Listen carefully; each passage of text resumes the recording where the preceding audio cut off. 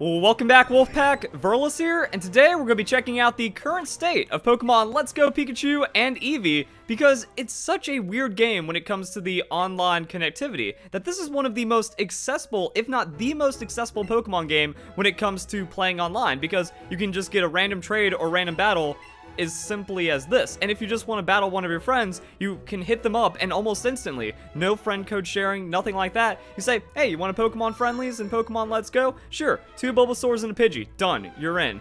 And it looks like we just got a matchup pretty quick. That's another cool thing, like if you're bored, you just play Pokemon and you're good to go. Now we're gonna see how this looks with the team. Like, is it gonna go bad? Kind of, like everyone just has the Mewtwo. And I wish, like, it wasn't that way, because why bring the Mewtwo? What happened to standard Pokemon rules? No box legendaries, no restricted Pokemon. And the thing is, I'm not going to, like, be battling all of these battles. It'd be kind of weird if I go, hey, let's check out the current state, and then I get in a 20-minute battle, and then I check just one more time. I want to see, actually, I don't even need to select all my Pokemon. I just want to see, like, how fast we get into battles, what the overall team compositions and stuff look like, and then try to determine the health of Pokemon Let's Go. But so far, if you want to get a battle, looks like you don't have to worry about it, and hopefully people aren't just doing the no restrictions, because that'd be another problem. But even if you get into a battle that you disagree with, like they're using legendary Pokemon, they're using level 100s when you want a flat battle, it doesn't seem like there's going to be too much of a shortage of trainers, so that's pretty good. And then ignoring the Mewtwo, let's check out his team really quick before we end this. Oh, not that. Start. Seems like an average team, not actually too terrible. People run the Cloyster, Venusaur, Rhydon, so I mean not overly centralized, I'd say. No, there's no Aerodactyl. Alright, take 2. Let's go and find out how this works. I haven't even done a double battle when it comes to Pokemon Let's Go. I might just check that. But do we get back into another quick single battle? Because it's a Saturday in mid-July, or actually kind of late July. It's July 21st as I'm making this video, same day I'm uploading it. But looking good. If that's the real Etho from like Etho's lab, that'd be sick. I think he talked about playing Pokemon Let's Go. He likes Pokemon, and he has like the Pokemon Let's Go Minecraft series. And there was no flat battle, but that just kind of looks like a really weird team. I don't think that's Etho's lab. Just saying, that'd be pretty neat if it was. So I mean, we're finding battles, but the quality of this battle hasn't seemed too fantastic already. See, I just wish that people understood, like, what flat rules did. And actually, maybe that's, like, the one flaw with this, you know? It's so cool that you can quickly get into battle with just a random person or a friend or something like that. But if you could, like, set normal or flat rules before and then would only match you with someone for normal and flat rules, that would make it just work so well. So, yeah, we got this, but another battle skip for sure. Now, one thing I did propose early on was what happens if we just say, like, alright, every kid is just going to, like, mash Pikachus, and then we're going to get a battle that way. But, like, what if we make the Eevees where you just go for normal, flat rules, standard competitive play? I don't know if anyone's doing, like, 3 Eevees or anything, so we're going to see how long it takes to match up in that. I don't even think people are just there for competitive. Well, I was saying, like, if we could get some kind of community collaboration, I find it weird that with all this, like, bring back National Dex drama, you know, we can see, like, record rallying on the Pokemon Reddit, but when it comes to actually like having the best competitive Pokemon game since Generation 4, we can't really get that going on. Yeah, also, I really haven't had success with Eevee, 3 Eevee even right after the game came out, but it looks like the online is still healthy, and it just makes me wonder, you know, if people actually appreciate this game for the amazing game it is, how much different it would be. So, yeah, it looks like I don't get to choose like that. Why not just make it flat rules? And why doesn't everyone just automatically flat rules? Because even if you have an in-game team, it elevates its level 50 and you stand a chance. Oh, this guy did it. Oh my god, we might actually have a real battle. That's cool. So, yeah. This actually looks like a team I want to go up against as well. So, let me think about this one strategically for a second. And then we're just gonna go. That's the thing. Oh man. Like, I really just want to have this battle for the video now. You know what? Just, like, skip ahead until you stop see the battle. Or if you want to watch Pokemon Battle, we're going to have it. Maybe I can wrap this one up quick. So I'm going to lead Kangaskhan and just kind of see what happens. Because Kangaskhan, pretty reliable Pokemon. Pretty solid Pokemon overall. And that was the plan, you know? I was either going to end this video with a battle. Because if I'm on the Pokemon, or if I'm on Pokemon Let's Go, I also want to kind of, like, see the quality of the competitive battles, but it seems like there's some people out there that just legitimately want a good competitive Pokemon Let's Go battle. And from the training, like I said, you could get every Pokemon in the game to level 100, catch and train them, and get them competitive in less than 10 hours. That's insane. So the accessibility is more than any Pokemon game when it comes to making a competitive team, and then just battling like this. That only took a couple minutes. Get a couple duds, but you can still find some good people. So now we can go Mega Evolution, Fake Out, get that damage, Earthquake, Sucker Punch. Actually, I don't even need the Sucker Punch. I'm just faster than the Golduck. So we'll just double Earthquake, shenanigans, and see where it goes. Kangaskhan is usually like a good cleanup Pokemon. I don't like leading it and having it like risk any kind of damage, but that's still okay. Not a lot of damage. I could go into Tangela, wall him out a bit. Wait, Tangela's physical tank, not special, but it's grass. I don't know what the Golduck even does. I just don't want to eat like a stupid hit. Could go into Articuno. Articuno also like super walls out the Golduck, because Articuno just walls out everything. So we're gonna see what his response is. I said I want a fast battle, and I have like 3 tanks on my team. Psychic, yeah. See, I don't get like Tangela coming in as Psychic. That's over half its health. Articuno, you don't care. Special Defense drop is not good though. I could just straight Mirror Coat. Especially after the Special Defense drop, the Mirror Coat might actually be better. I hope he doesn't switch. He might realize this is kind of futile and just switch. But if he wants to keep that Golduck in for the damage, that'd be pretty cool. I get greedy on the Mirror Coat. You got your special drop, dude. Take it. If not, he's just going to go into like Magneton and try to hurt me. And with if I didn't have the special defense drop, then the Magneton, I just tank that Thunderbolt and I'd kill him on the Mirror Coat anyways. But yeah, like when you look at the teams, like that's the cool thing about Pokemon Let's Go. It's not like an over-centralized competitive thing every battle. Like people just try to defame Pokemon Let's Go almost, it feels. Where it's like, oh, all the battles are just the same. It's like, no, they're far from it. The average competitive battle is going to be a lot different. Damn, he has the Pidgeot. He's going like Mega into the Heat Wave. So that switch just kind of cost me a little bit, but I can go into Rhydon and then not care about his Pidgeot. So I'll go into Rhydon and not care about his Pidgeot.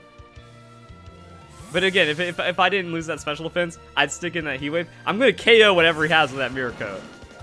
And that's one thing I've noticed. I always have fun in a Pokemon Let's Go battle because it feels like I'm playing Pokemon Stadium. I know that, you know, it's just not like, oh, it's another just completely standardized kind of setup from everything. It's like, yeah, everything's a one-shot with the same exact movesets or something. This dude didn't even throw out a super effective Heat Wave onto my Articuno.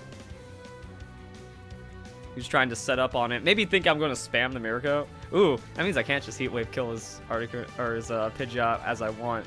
Could have thrown out like a Toxic or something. Yeah. Yeah, this is what I mean, like, an interesting position. Tentacruel, though. If Rhydon was at 4x weak to the water, I'd take that. And then Tangela doesn't want the poison. Just going Chansey. I need a poison type Pokemon on my team for like Toxic. Well, he has the U-turn. He might try to pull something like I'm going to switch into Articuno. Him Toxic in my Articuno would be like the worst thing ever. Or maybe he's going to like try to set up something. So we just use an Earthquake. Why not? Scald. Ah, I did go for the damage. Dang. I was trying to like out-predict him. Didn't get it.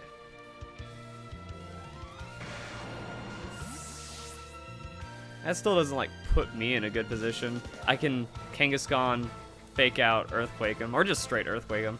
I don't see the point of Fake Out, especially if he goes for a switch or something. So if he's predicting Fake Out, he might try to do something like that, just not take the damage. Tentacruel is actually faster than my Kangaskhan, most likely. We're both 100 base speed. It's like, that's the crazy thing about Tentacruel. It has like that sneakily high base speed, but I'm Adamant Nature. So if he had Timid, he could be modest though. Golduck, all right.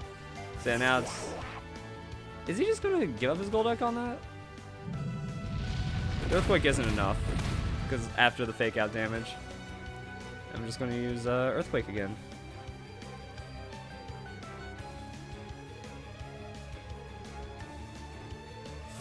Okay. Pidgeot? Kangaskhan. Interesting. You've taken damage, though. That's actually not a lot of damage on the Kangaskhan. He can, like, Mega... No, he Mega'd his Pidgeot. Then why does he have a Kangaskhan? Because that means, like, my Kangaskhan is just better than his. And I don't actually... This is a good time to get Tangela set up. Because Kangaskhan, unless it has, like, Fire Punch, can't really hurt me. So I'll go into Tangela and tank up his hits for a bit. Get some Leech Seed, get some health, wear it down. He showed the Mega Pidgeot. And that's another cool thing about the... Like, I could just use this battle as a great example as to why... Oh, yeah, the Break anti-Kangaskhan. Nice. Why the competitive scene is so good in Pokemon Let's Go. It's because of battles like this. I saw he had the Mega. I don't have to worry about wondering about items or anything. So now I know that a good threat, which would be a Mega Kangaskhan, just doesn't exist for him. And there's this Pidgeot. Cool. So I can use Leech Seed now. It is special. I'm like trying to think this through, you know, if like, oh, it was a Brave Bird, would I be able to survive? Because Tangela is like the most defensive defense tank to tank a defense. That's the thing. If I Amnesia, I could Amnesia. Would that do anything? Like, I want to do like some weird stuff. Technically, I want to protect. Like, protect, scout, get more health, drain him a bit more. Just kind of become a more rounded tank. He has the Heat Wave. Non-stab, but probably KOs me. And that's also a good idea as to thinking what I want to do with it. If I switch, tank the hit, I get some health back. So going into Dugtrio would be a good move. If it's a U-turn, having just Dugtrio on the field is pretty cool as well.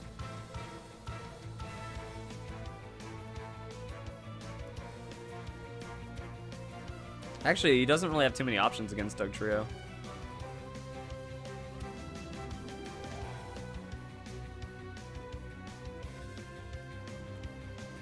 Yeah, so the battles are like, it's like a standard fun Pokemon battle. You still have like competitive depth and stuff like that, so it works out. And then we can Rock Slide him, get some of our health back throughout the Heat Wave. Like, Air Slash is more damage though, so I don't know what the Heat Wave's for.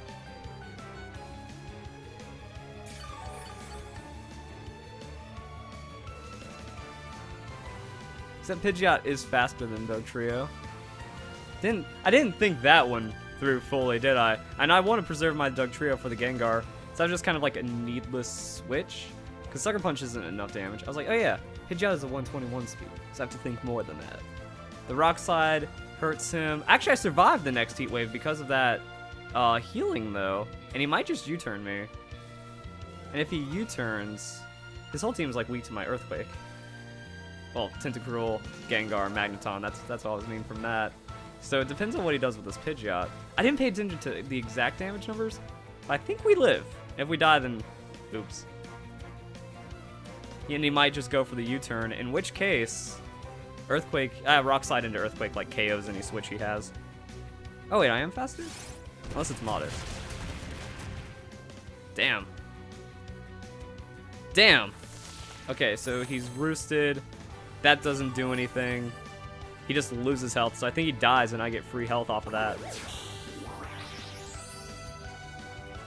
Which makes sense, you know, Modest Pidgeot is kind of how you do it, and then Dugtrio kind of only becomes a threat to you like that.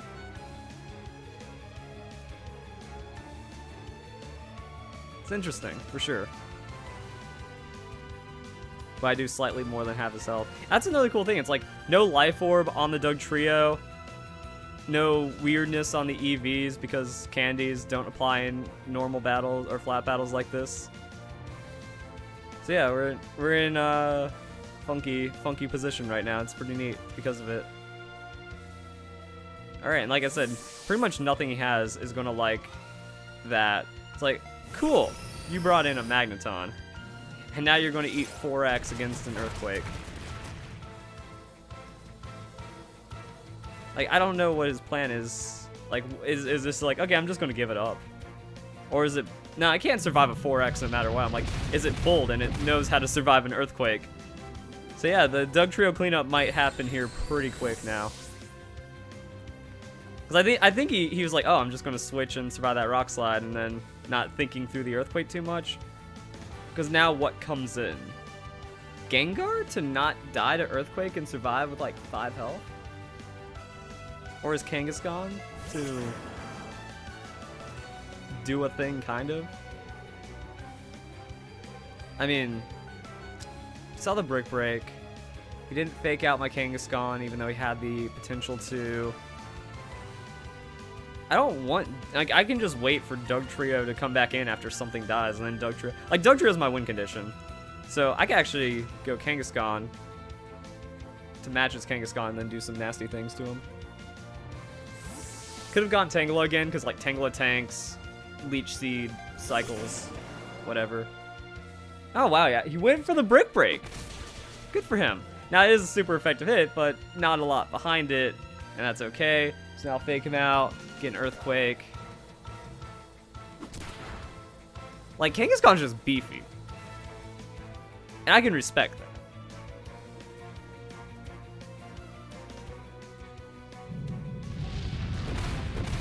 Oof, not enough. Like, that health bar... Oh, Outrage Kangaskhan. This dude's wild. Alright. My Kangaskhan has taken some damage, but it can, like, survive a hit, and then it's just gonna get out of control from here. So, I mean, that's another weird thing about the battles. Like, it's been 12 minutes of Pokemon battling, and very few Pokemon have died, which makes it more enjoyable. Honestly, I don't like these 5-minute slap fests in modern Pokemon.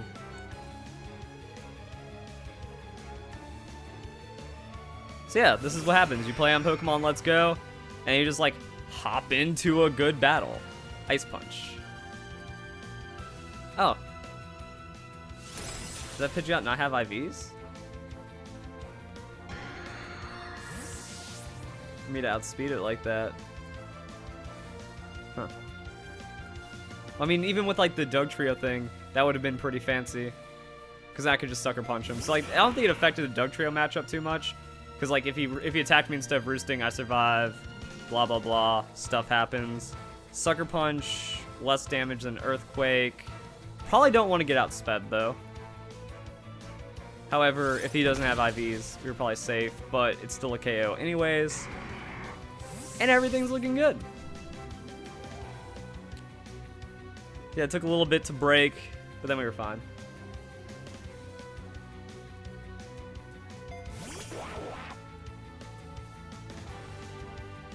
And then, like, his team is just weak to Earthquake. Like, I thought that's another interesting thing about the team building. Like, just the nature of Pokemon Let's Go is that if you want to use, like, a certain, like, level of strong Pokemon, you generally have, like, one very exploitable weakness. So my team, if you look at it, I'm like, oh, I have a fire weakness and kind of a special-ish weakness. You know, it just kind of falls apart into a couple of things. This guy's ended up being ground, and Earthquake's pretty common, but his team was pretty good. Like, I like that Pidgeot to kind of cover for a lot of things, and then that Kangaskhan was wild. Yeah, there we go. Alright, so that was a battle inside of all of this stuff. Fairly healthy battle. Maybe not the most competitive, but just because someone isn't out there with, like, max IVs doesn't mean it's like, oh, the scene is dead. It's like, no, we just got a good competitive battle. And that means if you don't have max IVs, or the average player just kind of, like, wandering on to do some competitive Pokemon Let's Go, you do it. Because that's the thing, like, this is competitive. If you want to battle someone and you don't want to lose, that's competitive. That if you're like, oh, I just have an in-game team, I only like playing casual, and I just shiny hunt stuff, it's like, well, if you just hit 3 Pikachus, you're instantly engaging competitive Pokemon, and that means you would like these battles to be balanced, right? So this just kind of supports Pokemon Sword and Shield, going back into another battle. So we found a good battle. That one was fun. We're finding more players. So, I mean, you can say what you want about games being dead, but there's enough players where it's not dead. And it could only be better. Like, Pokemon is as strong as its community. So if we had more people that understood competitive Pokemon Let's Go, engaged with it, because like I said, 10 hours, and you're less than 10 hours. If you beat the game in 20 hours, and then you just catch all the Pokemon and do a Blissey thing, in less than 30 hours, you are set up to do full-on competitive Pokemon. Level 50s, solid team. What's there to complain about? I'm gonna lead Rhydon because I saw a lot of things my Rhydon might like. Like that Charizard, the Zapdos. I kind of on the Dragonite, so we're gonna see what happens with this Rhydon. And then like look at that. So we got 2 battles in the beginning that were weird, but then this just is fine. So yeah, I'm gonna pause, and then we'll see, just kind of like maybe do like little highlights or ending of this battle or something. Not gonna have the full battle, because then again, hour-long video just show off like 3 things. But I think it's getting the point across. We're finding battles quick, and for the most part, they're pretty solid quality. The lead went pretty well. It was like I said, I just want to throw out that Rhydon. He threw out the Charizard, and if I do Rock Slide, I heard a lot of things except for his Nidoqueen. So, and then he brings a Nidoqueen, I just Earthquake it anyways. Looking good. So far, the beginning of this battle seems pretty fine. What's that? Aquamenti. I wasn't paying attention to the names. Ah, Blastoise. Well, Blastoise takes Rock Slide damage pretty well, so I'm okay with that. Whew. Alright, so I brought in my Articuno. Articuno's a beast. Watch how little damage it takes. Doesn't care at all. Toxic. Eventually just wears down the Blastoise. Iru spammed it through. Articuno, 80% hit points coming into his next Pokemon. And I don't really know what it could be. It could be the Nidoqueen, but then I just Ice Beam it. And then I can just kind of Toxic anything else. I'll trade Toxic on a Zapdos for Toxic on my Articuno. Brings in the Charizard. Oh no. Oh no, guys. Oh no, this, unless it's like Mega X. This is gonna be disgusting. I can't look. I'm closing my eyes. Oh no, I saw the Mega and I'm closing my eyes. It's gonna be Mega X, isn't it? And it's just gonna hurt. If not, it's Mega Y and it uses a flamethrower and kills itself. It's Charizard Y. I just opened my eyes. Oh, Wing Attack, what are you doing? Well, now I have no idea what's going on. This battle just got really interesting. I don't know. I don't know what to do. I'm scared. Do we still survive? I'm gonna Mirror Coat again. Is Articuno that scary? Did he intentionally Wing Attack me, expecting the Mirror Coat? I'm taking, I was about to say, I'm taking your bluff. Nah, Charizard X is too strong. Oh, we got a real battle, boys. Is he switching into Executor for the grass? Yes. All right. I was thinking that, like, eventually he's going to run out of options. I just throw the Earthquake. That's not cool, game.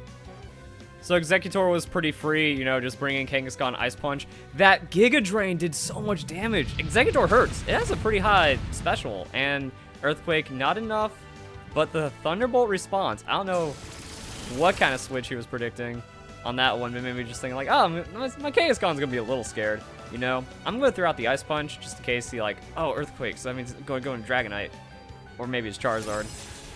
I can hit something with this. Charizard's still a little scary, but I feel like I can just eventually play around that Charizard enough. You know, every time I go, he's out of options now. Like, I know what he's going to switch into with that Charizard. It's either Dragonite, Zapdos, or Charizard, so I can just Earthquake his entire team with my Rhydon now. He lost his switches. Dugtrio still has the Rock Slide threat, and then Kangaskhan just kind of hurts, so I guess we're going to be good. I still don't want to take free damage with Charizard like this, so I can just give up something. Tangle is a give up.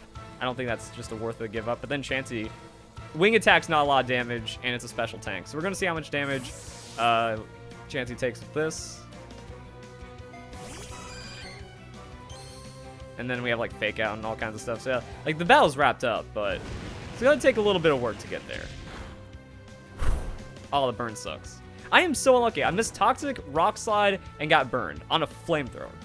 So, is Charizard has Crunch and 2-shot? Like, Charizard Y, 2 shots Chansey with Crunch. No defense EVs. That's life we live in. So that Charizard's actually really, really strong. So I got Toxic. I should have Stealth Rocked. Every one of his Pokemon loses a lot of health on that Stealth Rocks. But now, Fake Out, Sucker Punch, that takes out Charizard. And then other things are going to do other things. I wonder if it's Naive Nature or something like that.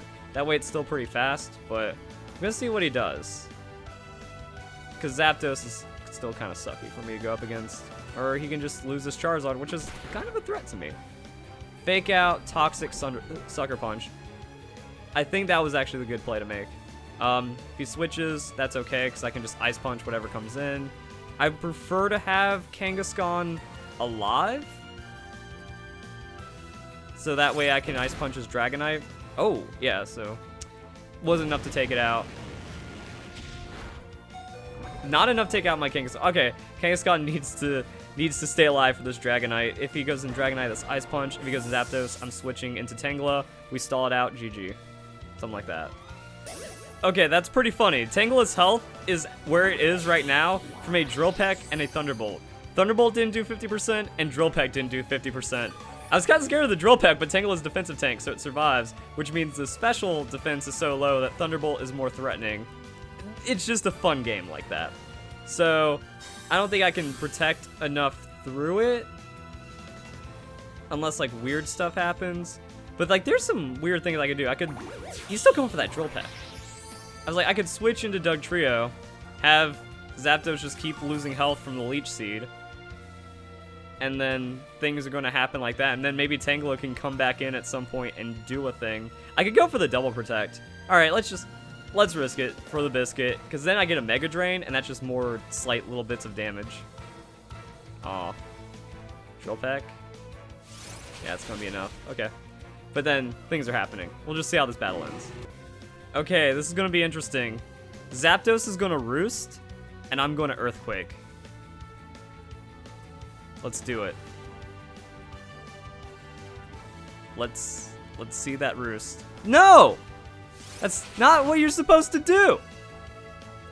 You're supposed to Roost. That way the Rock Slide wouldn't kill you. Oh, now the Rock Slide kills. Alright, I guess either way it was going to be cool, but now, well, actually no. If he Roosts, the Rock Slide doesn't kill him. Well, wait, I'm just going to throw out Earthquake. He either Roosts or he dies. He's going to, and Drill Peck doesn't do enough and he can't Thunderbolt me, or he can go into Dragonite. Yeah, there's the Roost. Alright. And then we just Rock Slide Dragonite, and that should be the game. I mean, he was dead to rights either way, because that Earthquake's going to be disgusting. Like that. And then Dragonite's going to be like a 2-shot on the Rock Slide. Kangaskhan's still alive. GG. And now, let's do one more for the single battle. I thought Pokemon Let's Go was, like, gonna be dead. It was gonna take a while to get battles. Watch this now all of a sudden go and prove me wrong. But so far, I got 2 back-to-back good battles. And my intention for this was just, oh, I'm gonna quit out of every battle and then just kind of, like, do 10 checks and see where the game goes from there. But that was actually pretty good. Not too long of a wait right there. I was just able to kill, like, 40 minutes, because both those games almost ran the 20 minutes or something. So yeah, if you just need an hour of fun in your life, that's how you do it. Some people, and then, like, that's the thing, if there's videos like this, if the community was healthy and knew what they were doing, then it would be even better. So it's like, not like Pokemon's a bad game, or Pokemon Let's Go's a bad game, it's bad, like, it's flawed, there's all these things going on. No, Pokemon Let's Go is great, and it would only be better if people respected it. Man. We trash a lot of things with Dugtrio against... Dugtrio trashes that entire team. Let's go and see how this goes. So yeah, what do you guys think? Do you think Pokemon Let's Go is still looking good? Against your own biases, you're like, Pokemon Let's Go sucks and it's terrible and nothing good about it. Okay, that just makes you... You're just completely invalid in this discussion. What would you say? Looks like we were able to get some good games. Looks like if you know what you're doing, you just battle. And there's no shortage of people for, like, solid competitive Pokemon battling if you want it.